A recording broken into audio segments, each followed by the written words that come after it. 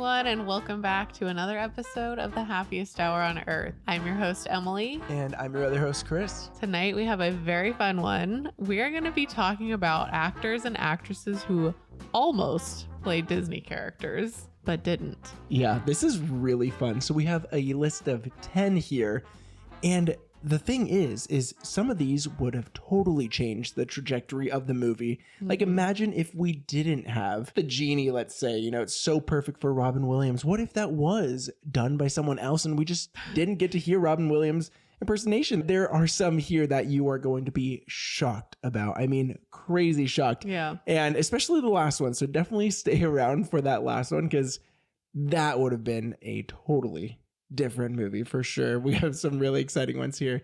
Cannot wait to jump into this. Yeah. So without further ado, should we go ahead and jump on in? Let's do it.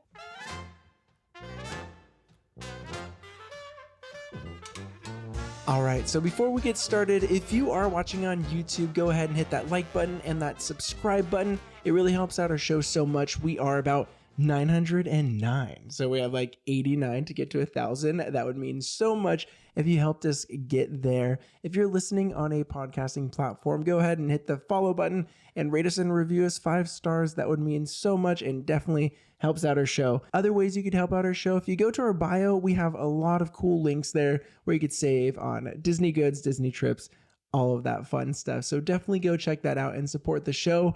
But we got to start here at The Little Mermaid, because it just celebrated its 35th anniversary. It came out in 1989. I can't believe that. Crazy. We were not even born yet. No, we weren't. Not for another 4 years. That's actually weird, right? Because I think of the Renaissance era and just being my era, but this one did come out a few years before we were born. But The Little Mermaid was the start of the Renaissance era, which really brought Disney back. It was the first princess movie in over 30 years. The last one before that was Sleeping Beauty. First movie with Alan Menken and Howard Ashman. Oh my gosh. That kind of defined the Renaissance era. Those composers, the sing-songy type music. Got to give it up for The Little Mermaid's 35th anniversary. Yeah. So exciting, but so great. Such a classic. Such a classic. And it would have been a little bit different because the person who played Prince Eric was going to be someone else. And we actually have, this is going to be fun. Okay, so this is our first time incorporating this into our episodes.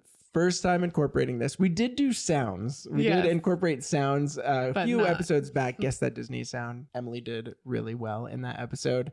I was just grilling her on Disney sounds, so that was crazy. But we have, out of the 10 that we have here, we have 9 that we were able to do AI voiced what these actors would have sound like in the movie. Some sound like them, some do not, but so we're gonna give it a go. So before we tell you who was about to play Prince Eric, we're gonna play you a little clip of what this actor would have sounded like saying a quote from Prince Eric. Here we go. You can try to guess who it might have been, and then we'll let you know. Yeah, for sure. All right, here we go. I feel really bad not knowing your name. Maybe I can guess. Is it Mildred? It sounds like it would probably sound different than that, but the sarcasm in his voice in this clip and this like AI generated one sounds so like so funny. Like he's just making fun of Ariel for not being able to super talk. sarcastic. So this, if you couldn't have guessed, was Jim Carrey. And so Jim Carrey actually auditioned for the role. Like we said, the movie came out in 1989, and he was not really sorry, still like, what is it, Mildred? I'm just like trying to imagine him as Eric for that entire movie. It would just have been such a different vibe. It would have been. Yeah, and he was about 26, 27 during this time that he auditioned. So before Ace Ventura, Dumb and Dumber, The Mask, they all came out in the 90s. Jim Carrey actually struggled to break through the industry. He auditioned for SNL 3 times and got rejected all those times. He finally got a role on the comedy television series In Living Color from 1990 to 1994, which really launched his career, and he was able to do all those roles that we know and love. But before he was on In Living Color, he auditioned for The Little Mermaid. So no one really knew who he was in 1989 or, 80, I don't know, 7 or 8 when they were making the movie. And so just a little history back then, his career went a totally different path Very from different. like Disney voices. Oh But my gosh, I can't even imagine. I know, so crazy. Do you want to get this next one? This is 3 different people who are about to play him. So I don't even know if I should play the clip because he's just one of them. Maybe I will. Maybe I will. I was only able to do a voice for one of them. Sad I couldn't do the other ones, but here we go. Let's see if you can guess the character and the actor. Here we go. 10,000 years will give you such a crick in the neck. So if you couldn't guess, that was Donkey playing the genie. Quite literally, yeah. Eddie Murphy was one of the people. Do you want to talk about the other people who were considered for this role? Yeah, so Eddie Murphy was one considered for the genie. Mm-hmm. And then we had Martin Short as a possibility and Steve Martin. So Yeah. 2 of my favorites and who are great friends in real life. That's hilarious that they were considered for that same role. Yeah, and if you watch Only Murders in the Building, definitely Such a like great show. let us know, comment below, or just hit us up on Instagram. We love that show It's a so favorite. much. Yeah, We love cool. those guys. Yeah, so fun. But yeah, it wasn't until the Disney animators heard William's stand-up routine that they were sold on him as the voice of the genie. After signing him on as the voice, the animation team catered the role to fit his personality. You can really see that in the genie. I mean, he is Robin Williams. Yeah, he really is. Like, I was thinking about Martin Short's voice, even to this day in Only Murders in the Building. He is so eccentric. He could have definitely, I think,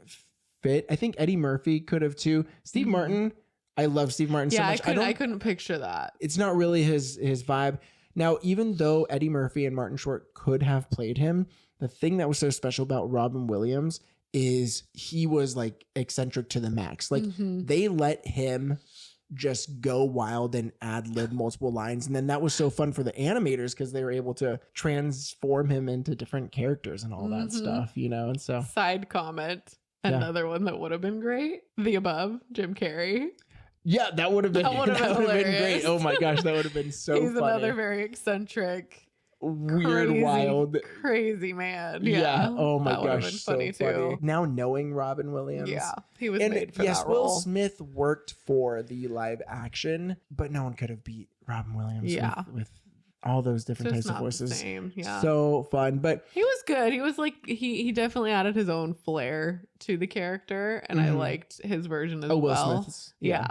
But, you know, like you said, nothing could top Robin Williams. Glad he didn't slap Aladdin. I'm That's all very gonna glad say. he didn't slap All I'm going to Aladdin. say. So the next one here is, well, here you go. Let's see if you could guess. You're my favorite deputy. Reach for the sky. There's a snake in my boot. Okay, so he's not saying that with the. It sounds like it, but it just Wow. sounds like the. Yeah, that is such a sad version of it. But yeah, if you couldn't guess, that was Robin Williams as Woody from Toy Story. And so the late Robin Williams turned down the role of Woody, and apparently it was Disney's fault, so the rumors say. After he had the role as Genie in Aladdin, the studio saw him as a guaranteed moneymaker. Against his wishes, though, they used his voice to sell products. And that's actually why he didn't do one of the other Aladdin. I think Aladdin 2. I think he came back for really? Aladdin 3. I'm trying to remember. But yeah, so he didn't want Whoa. his voice to actually sell products. And so this likely contributed to why Robin Williams turned down this role. I'm trying to think, like, with his craziness, just like Robin Williams is the genie, It's like hard to Tom picture Hanks is anyone different. Woody. Yeah.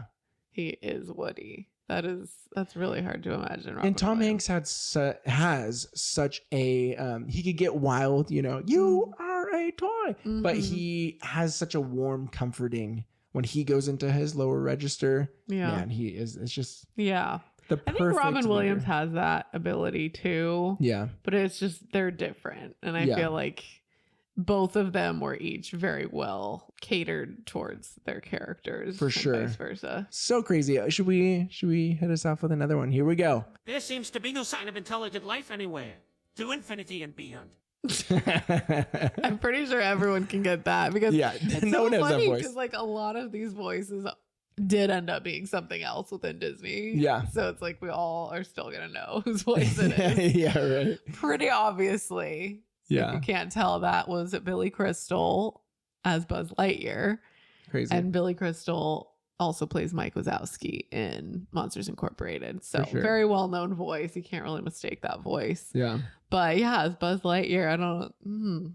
Yeah, no, I could not picture that. So strange Tim Allen to is hear. perfect for, Yes, for Tim Buzz. was a great choice. But Buzz was originally designed to be smaller, funnier, and a little cheesy, which makes me think of Small Fry, the Toy Story that's short. Yeah. maybe kind of how he was originally supposed to be in the movie. I don't know. But yeah, he was supposed to have like kind of a sillier voice, I guess, kind of like Billy Crystal. And that was what was needed for the character. So I guess that's why they were looking at Billy Crystal. But Billy Crystal refused the role and then later regretted it after seeing the popularity of the finished film. You're lost, Billy. Sorry. Yeah. But I guess he got a second chance becoming Mike Wazowski, because I guess that would have come. It was a couple years after it, because it went Toy Story, Bug's Life, Toy Story 2, then Monsters Inc. I don't think he had done animation work before, voiceover work. So he was probably like, wait, this new technology, computer animation, Toy Story, like from the small, tiny studio in the Bay Area. This isn't going to go well. And then it blew up. And then so thankfully you did get that second chance with Monsters Inc., which is just a few movies after that. So yeah, and also so crazy. Such a classic. So such a classic. He got his I'm glad that redemption. one didn't flop. That would be terrible. I He's know. like, okay, Like, well, it's I gonna really be a success, messed up. and I just ruined it all. But the next one here, we do not have an AI voice because I could not find Bill Murray for some weird reason, because he has such a unique voice. But Bill Murray was supposed to play, on the whole topic of Monsters Inc., Sully. So wild. So yeah, because John Goodman, oh my gosh, he has that big, hefty, warm voice. Bill Murray, I know. I'm trying to think of what his voice. It's such a bummer that there's no AI of it. Yeah. I don't think that he has that same timbre. Yes, timbre is the word. It's not as fitting for a big old monster. Yeah, it's kind of sluggish and warm-ish, but he also gets into the higher registers too, I feel like. But it would have been very, very interesting. Funny story here, though. So Bill Murray actually showed interest in the role. It wasn't just that he turned it down, but due to a rather incredible circumstance, he missed out on this fun role. As strange as it may seem, Murray once replaced his agents with a 1-800 number. This led to confusion when getting callbacks for roles, including Sully. So when Pete Docter, the director from Pixar, tried to reach him, there was no answer, and the producers took that to mean that Murray was uninterested in the part. So literally for a time, people would call Bill Murray and it would just lead to a 1-800 voicemail number. And I was kind of on him. And apparently not just Monsters Inc., but a lot of other roles during that time he lost out on. Wow. Because he that is switched such it to a a bummer. 1-800 number. But yeah, that other funny could've been story crazy. though. This guy used to work at Twitter. Yep. And during his time there, they had a Q&A session with Bill Murray. And this I was guy in the front row. Yeah. got to ask a question and chat with Bill Murray for a minute. He was looking straight at me. I think my friends were like, oh, he was the one, because you would tweet questions and he would answer it. And so that question came up and all my coworkers were like, oh, he's the one who asked it. And so he looked directly at me and was talking to me. And then I got what a moment. I know. It's pretty crazy and wild. And this is at the height of, all the Wes Anderson movies, I feel like. So that was pretty awesome. But yeah, so fun. Would have been so interesting. But moving on, we have this one here. Let's hear from the lady herself. The only way to get what you want in this world is through hard work. Okay. That's a tougher one, I feel like. Unless there's some big Queen Bee fans. I was going to say, she's the Queen Bee. I'm pretty sure everybody knows who that is if you've ever listened to her. Beyonce almost played Tiana. And I don't know that she had done any type of acting or voice acting at that point in time. I don't know if she had. Yeah, I'm not sure. Later on, right, we got her in the Lion King live action. But at that time, I'm not sure. I don't remember if she had been in anything before that. But yeah, the filmmakers wanted Beyonce as Tiana. But at the time, Beyonce was very confident that she was going to get that role. And so she refused to audition for that role. She just was like, I'm going to get it. I'm not auditioning. And so they were like, no, you have to audition if you want a part. So they ended up giving the role to someone who nailed the part. and that was Anika Nani Rose. Yeah. So And crazy. she did a great job, so I'm glad that she ended up with the role. I'm curious, yeah, if Beyonce was in that role, it might have taken it out a little bit because everyone would have been like, oh, it's Beyonce. It's Beyonce. Yeah. I know. I kind of like that it went to someone that was a little bit less well known. Yeah, In for the sure. industry. But, you know, like Tiana's mom was played by Oprah, and I didn't know that for a long time, but great voice. But I think Beyonce, everyone would be like, oh, there she is. Like, Yeah. You know, she's, you know, a princess, Disney princess. But super crazy. So moving on, the next one we got here, let's see. When the master finds out you have disobeyed his orders, he will blame me. Okay, so who was that? That was Patrick Stewart as Cogsworth. However, Beauty and the Beast. from Beauty and the Beast. However, he also auditioned for Jafar too, which would have been crazy. I feel like if he gives a little I more, pictured that actually. little more oomph to it, yeah, that could have been like Yeah. an evil British guy. You know, Yeah, I mean, Jafar's not British, but yeah, you know, he would have had that cool kind of voice there. But Actually, I feel like that voice could have been fitting for either one of those, yeah. And then in the live action Beauty and the Beast, we got Sir Ian McKellen as Cogsworth, which is funny because I always think of them together as Magneto and Professor X from X-Men. So they went with the other one, Magneto, instead of Professor X for Cogsworth live action. But apparently Stewart was forced to turn down both roles due to scheduling conflicts with Star Trek. Stewart has said that turning down Jafar is something he regrets over his stellar career.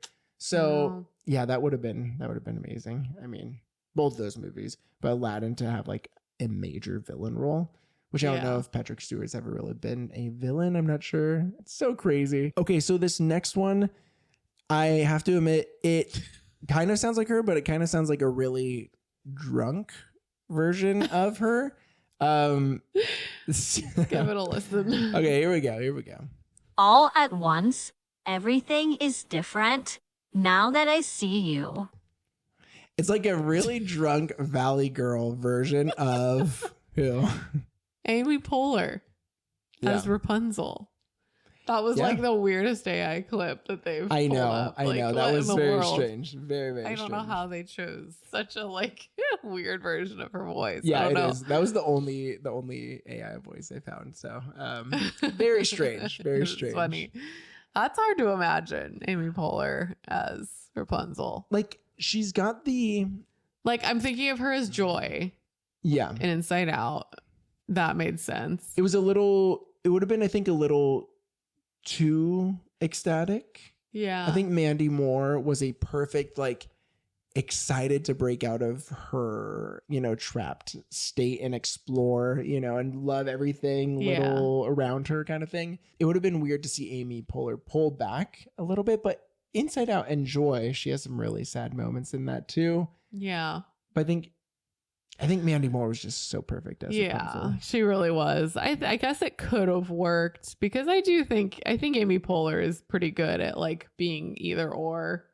Yeah. You know, she can be really hyperactive and, you know, excited and stuff, but she can tone it down sometimes too, as we've seen her do with Joy. But voice wise, I don't know. I guess I think it. Oh, you know what? Hearing Amy Poehler sing "I See the Light" would have been really weird. That would have been more. I'm glad weird. that they went with a singer. Yes, if they were gonna have that princess sing a Yeah. song, like I think they just figured we need to choose someone who has a background in singing. I don't think Amy Poehler does. Probably not. For sure. And thankfully, you know, years down the line, she was able to be in a Pixar movie. Joy, perfect voice for Joy. Great oh my casting gosh, for that that. whole Inside Out just had the best casting. Yeah, Cannot beat it. It was so good. All right, so this next one, we have two more here, and I did say stick around to the end because the last one is very strange. However, I think this one's very strange as well. You guys are probably not gonna get this. I think this AI voice is not too good, and also it's not like in the cadence of the original character. But let's see if you guys could guess. Wow, that's funny.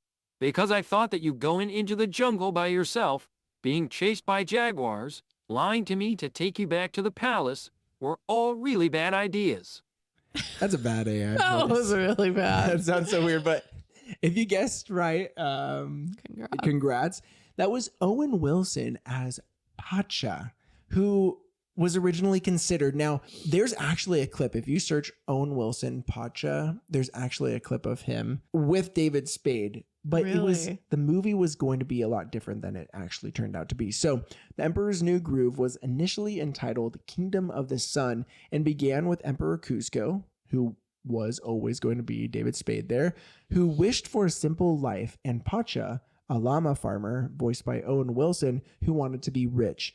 When they meet and realize that they look alike, they offered to swap lives.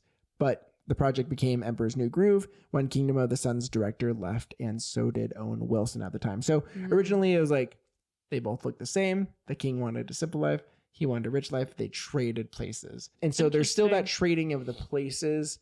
However, it's just with Yzma and Potion and Llama. Yeah. Yeah, they went off after that. Yeah. And so I think John Goodman was perfect as Pacha. Yeah. I mean, you get John Goodman as Sully too. He's a good, big, warm character. Big guy, yeah. Yeah. True. Very fitting. I cannot picture now, like having seen the movie, trying to picture Owen Wilson as that character is so weird to me. Yeah. His voice is still like, it's so, you know, like sarcastic. Perfect for Lightning McQueen. But, yes, so good for Lightning. But not Pacha. No, it would have been so weird. I can't see that. Yeah. That's so funny to hear. All right. Are you guys ready for what may be the craziest? This would have changed the course of. Oh, the complete movie would have been different. So different. Okay, here we go. This is the day you will always remember as the day you almost caught Captain Jack Sparrow. Ooh. No. That's right. We started with him and we're ending with him. Jim Carrey as Captain Jack Sparrow. Who could have thought that would ever happen? Oh my gosh. So interesting. That'd been so wild. I cannot even begin to imagine. But apparently Pirates of the Caribbean Curse of the Black Pearl, which was the first film, was going to be headed in a much different direction in the beginning before they had like chosen actors to play the roles. It was going to be much more comedic than adventurous, with Jim Carrey leading that main role, but he was the forerunner for that role. But Jim Carrey had to decline after some time due to scheduling conflicts with Bruce Almighty, another great film. And that's when, you know, Johnny Depp came in and apparently, yeah, when totally Johnny Depp came in, they said that he really kind of took the helm. You know, once he came into that character, it had a different tone, you know, and all this stuff. And so I'm so glad. So glad Johnny Depp got that role. Jim Carrey. Like, oh man, if they got him dreads. Funny. Yeah. Imagine Jim Carrey in dreads. It would have been funny, but it would have taken me out too much seeing Jim. It would have been Carrey's too face. goofy. Yes. Like, because we all know Jim Carrey's roles. Like, he was always so goofy and out there. Yeah. But And in Johnny a different Depp- way. He's out there, but it's like, it's somehow more like put together. Jim Carrey, like, he had this persona. Johnny Depp, he was Edward Scissorhands. He was in Sleepy Hollow, right? He was in Chocolat. A couple of movies, but it wasn't like he was more versatile. He wasn't just like this wacky guy. Developed like who his persona was. Yeah, and I feel like Johnny Depp as Jack Sparrow like became his persona. Yeah. Right? And totally. Johnny and Jack are totally one. Everyone loves Captain Jack. Yeah. Oh, he's so good. He was so perfect for that role. And yeah, Jim Carrey, I just can't picture it. It would, I mean, I don't know. It would have been like funny, but I don't think it would have hit as hard. No, it definitely wouldn't have. So wild. Oh my gosh. This was so fun, like hearing this. And first we were just going to be like talking about the characters, but I'm so glad I figured out a way to do the AI voices because it's so funny, like hearing those lines with other actors. Even though they weren't perfect, that makes it even better. Yeah, kind of made it a little harder to tell who was who. Yeah, for sure. But out of these people, we got Jim Carrey, never in a Disney movie. Robin Williams, yeah, he was. Billy Crystal, yes. Bill Murray, no. Beyonce, yes. Patrick Stewart, I don't think he ever did. Amy Poehler did. Owen Wilson did. So a lot of these people were considered and Went on actually to do other did go in things. to do their roles. Eddie Murphy, Mushu, Steve Martin, and Martin Short were not, I don't think, in any Disney movie. Yeah. Correct us if we're wrong, but I don't believe so. Sad. So a lot of probably 3/4 of these people did end up being characters. But yeah, there's even more than this. Like there was even more, but these I think were the real highlights here. But The so shockers. fun. Yeah, the shockers. But yeah, this was so much fun. And thank you guys so much for listening in today to this episode. It really means so much. Next week is Thanksgiving, so we probably will not have an episode, but we will have some Christmas episodes soon. We're also going to be going into the park. So we'll be I don't talking think about. that we've announced. I don't think that. we really announced it. Yes, but we are doing have a a short trip. little trip. We have not gone during the holidays in a very long It's been time. a while. It has, and But- so we will be recapping our first time taking our boys. At Christmas Yeah, time, to Disneyland, which at is going to be Christmas very time. special. It's already, I mean, it has been so fun. It's only November, but we've gotten things set up around here for Christmas. We're listening to all the music. We've started watching movies and watching our son, our 4-year-old, get so into it. Has been so special for me. Yeah, And so I just know that once we get to Disneyland, he is going to be like in heaven. So I can't wait to experience that through his eyes. And yeah. our little one is more with it than he was when we went the Earlier first this year. time. So Yeah. that's going to be a blast too. I'm so ready. it's going to be so fun. So we have a lot of episodes you do not want to miss. So make sure you subscribe or follow. But we hope you guys have a wonderful Thanksgiving with friends and family and everyone you might see. We're wishing you a wonderful Thanksgiving, and we will see you guys the week after that with another episode. We love you guys so much. Have a good one. See Bye. you later, guys. Bye.